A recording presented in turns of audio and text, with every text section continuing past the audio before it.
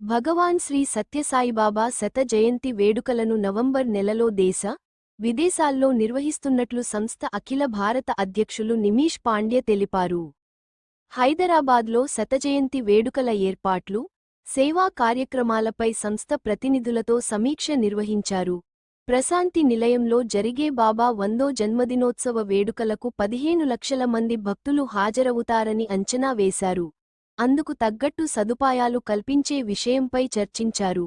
నవంబరులో ప్రశాంతి నిలయంలో అంతర్జాతీయ మ్యూజికల్ సింఫనీతో బాటు అనేక భక్తి, సంగీత, సాంస్కృతిక కార్యక్రమాలు నిర్వహించనున్నట్లు తెలిపారు. అన్న రీతిలో నిర్వహించడానికి తగినటువంటి ప్రణాళిక రచన, నిర్వహణ బాధ్యతలను పంచుకోవడం, వాటిని ఒక దిశానిర్దేశం ఇవ్వటం అనుగుణంగా అన్ని రాష్ట్రముల యొక్క అధ్యక్షులందరినీ కూడా సత్యసాయి సేవా సంస్థల వారిని ఇక్కడ పిలవటం జరిగింది.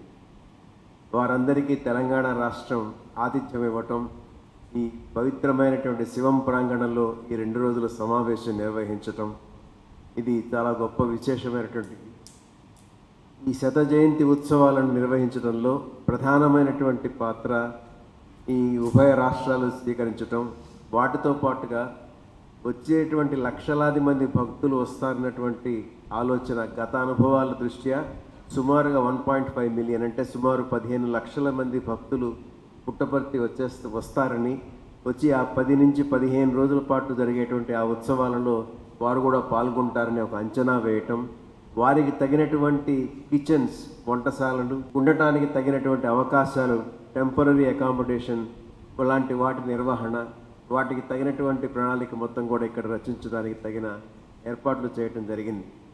అంతేకాకుండా అనేక మంది విదేశీ భక్తులు కూడా ఇక్కడికి రావడానికి సుమారుగా 9 జోన్స్గా ఉన్నటువంటి ప్రపంచ. We all gathered here today in this beautiful place of Shivam because the Satya Sai Seva organization is on the anvil of celebrating the centenary celebration of the advent of Bhagwan Sri Satya Sai Baba.